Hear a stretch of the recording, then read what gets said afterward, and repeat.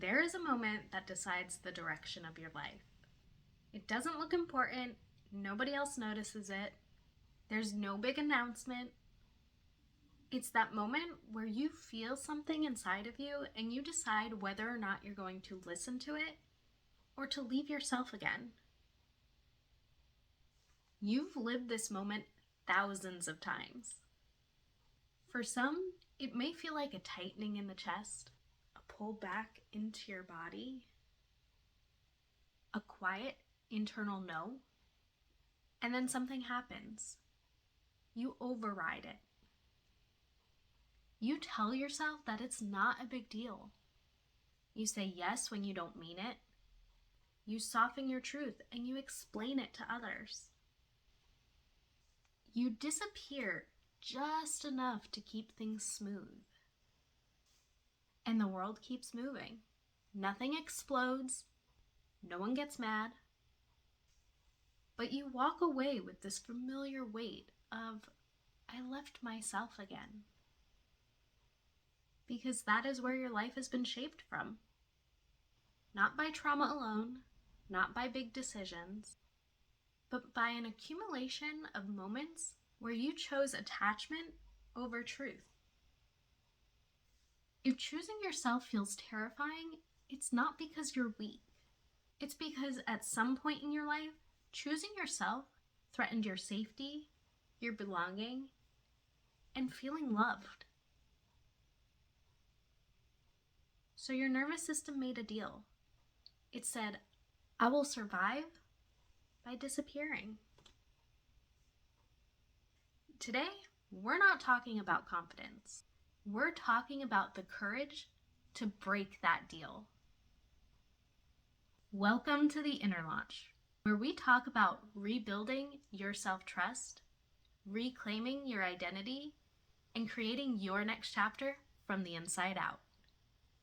I'm your host, Christina Bulkfish, and this episode is going to be a little bit different because it's not a motivational episode. This is a stabilizing one.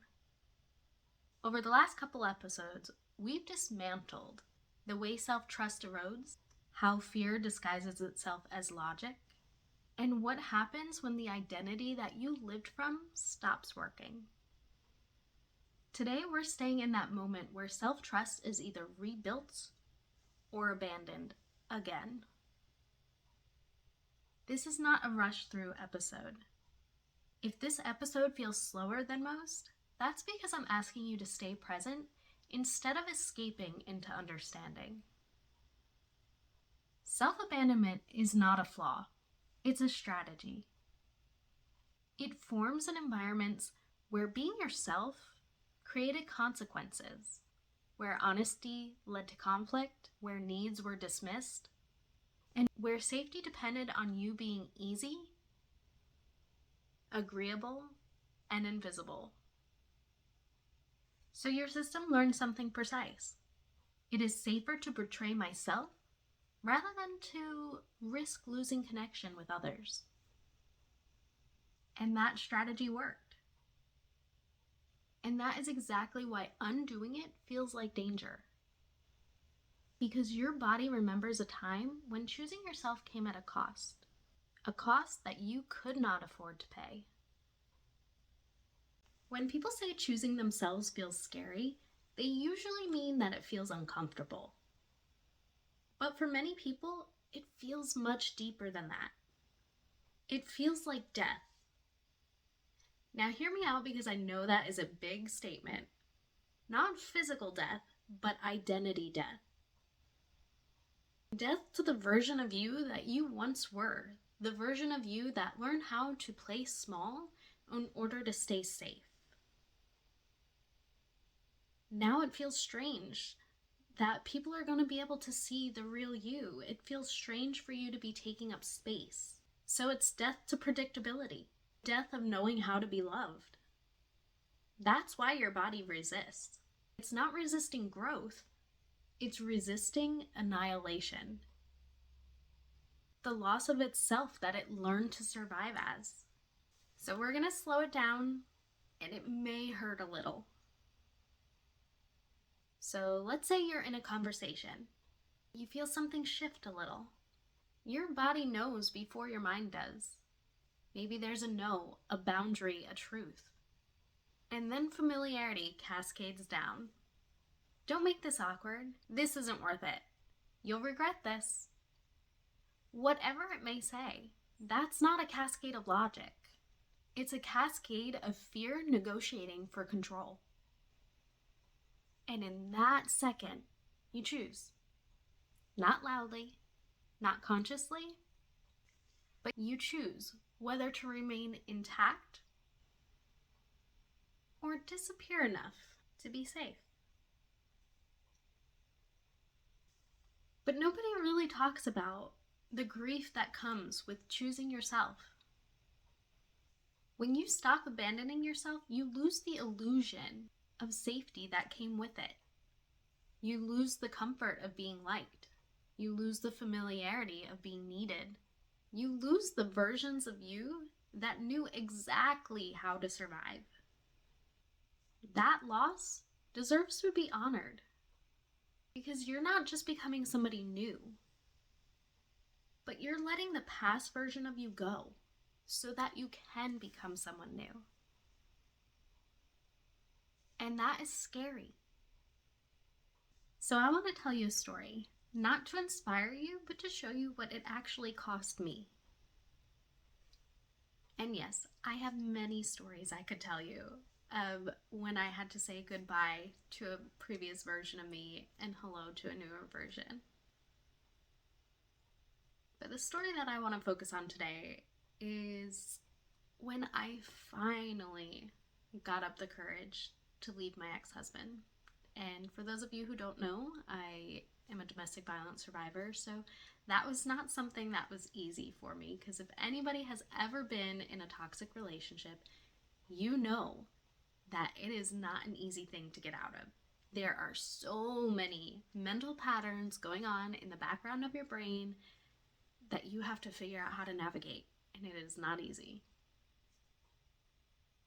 So, the time when I actually had to do that, and it was probably one of the scariest things, was when I finally admitted to the people around me of what was actually going on, because I got to a point where I couldn't take the physical, emotional, mental abuse that I was living in. That weight got too heavy for me to carry, and I couldn't take it anymore. So I said something to one neighbor, and they were the person that I confided in.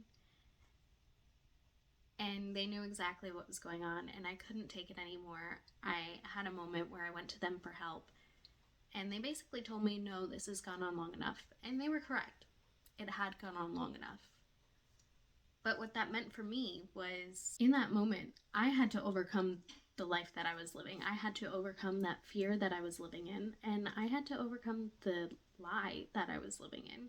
Because as much as it doesn't really feel like a lie at the time, you know what it is. And it's one of those things where you know that you can't continue going on like that. And that was the moment that I had. And so I told a neighbor, and they helped me out of a situation that I was in, and I am so thankful for that neighbor now. However, it was scary, because not only did I not know where I was going to live, I didn't know what I was going to do, I didn't know who my friends would be. On top of that, that really showed me in that moment who my true friends were, because there were people that had certain ideas and versions of me that they liked. And when I told them that that wasn't the version of me that they thought it was hard for them. And it was hard for me, because that showed me that they weren't supportive of the version of me that was actual. And so I had to learn how to adapt. I had to learn to say goodbye. I had to learn how to say hello to new things. And that comes with a lot of uncertainty. But with that uncertainty, I could have done one of two things. I could have either chosen to stay in that uncertainty, the one where I don't know how it would have ended. Or I could have chosen what I did, which was get out of that situation. Because I knew in my brain, in my body, I knew everywhere that that was not the best situation that I should have been in. And the funny thing about it is when I eventually got out of that situation, my body felt completely different. I was able to relax. I was able to sleep. I was able to feel safe in my home again, which I hadn't for a very long time. I think a lot of times we don't realize when we're in a situation how different our body feels and how different our mind feels. We realize that once we're out of a situation, and again, this does not have to be a situation like mine. It can really be anything. It could even be like a bad work environment. Anything. You don't realize how your body reacts and how different it can be until you are out of it. But me having that fear, that had consequences. That had me being small. That had me not going after my dreams. That had me wondering what everyone else was going to think. But the biggest consequence was me learning how I could be on my own, how strong I could be, how amazing I am, how amazing I was going to be. It forced me to rely on myself, something that I hadn't done for a very long time. But that's just it. When we rely on ourselves, it teaches us that we can conquer anything. It teaches us that we are able to do it. And it's building a track record for us to become more confident, more resilient, and actually create the life that we truly want. It wasn't a thing where I felt truly brave at that time. It was one small decision that I knew I needed to do. I was terrified of the rest. I didn't know how the rest was going to turn out, but I knew that I needed to be brave for that one decision. And anything that followed, I was going to figure out. And that felt like exposing myself. There was a part of me that was exposed in doing that. I killed the fear that that lie had over me. And that was when I started choosing myself. And from that point on, I continuously chose myself and will continuously choose myself because I see the benefits that come from choosing yourself. Choosing yourself once isn't the hard part. Staying true to yourself and continuously choosing yourself, that's the hard part.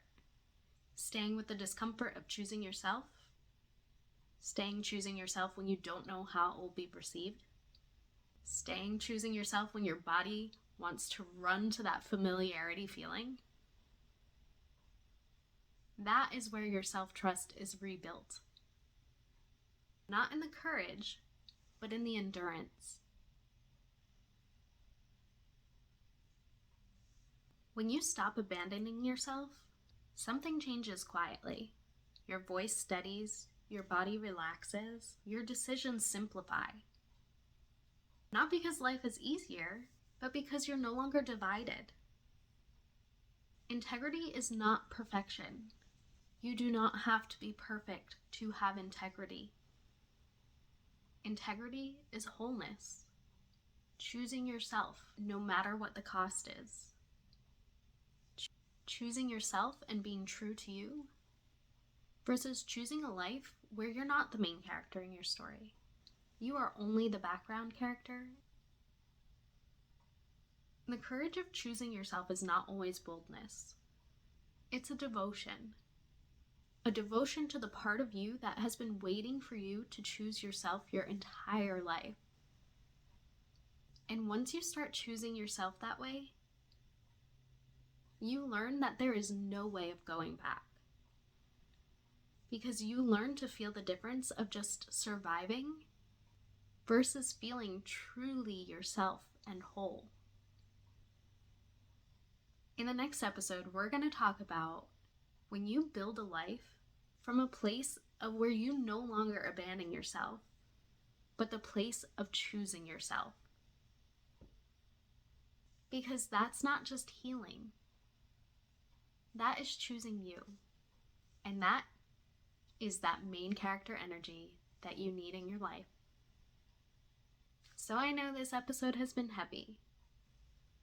And this is here for you to bring awareness to. You don't need to do anything with this. Just sit with it. Think about it. Maybe you're ready to do something right now, maybe you're not. And that's okay. Because at some point, you will reach that decision to start choosing yourself. And once you start, it is so hard to stop. So this is your reminder that you don't need to have it all figured out. Change does not come from rushing it. All you need to do is choose yourself. Even in the small ways. This has been another episode of The Inner Launch. I'll see you in the next episode. Bye!